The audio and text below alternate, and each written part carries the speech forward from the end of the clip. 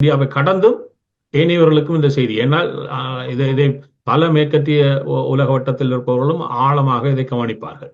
இப்பொழுது என்னென்னா, விமான நிலையத்தில் நடந்ததை ஊடகவியலாளர்கள் பதிவு செய்வதற்கான வாய்ப்பு கிடைத்து விட்டபடியால் அவற்றையெல்லாம் உடனடியாக வெளியே வந்து விட்டது. சில விடயங்கள் தவிர்க்கப்படுகிறது.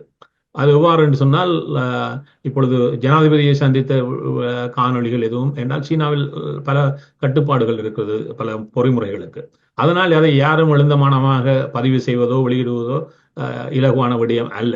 அதனால் அவ்வாறான விடயங்கள் வெளியே விடப்படாமலும், ஆனால் ஒரு குறுகிய காலத்தில் இப்ப இதை அனுமதிக்கின்ற பொழுது ஒரு தெரிந்துதான் அனுமதிக்கிறார்கள், இவற்றை பதிவு செய்து நீங்கள் போடுங்கள் என்று.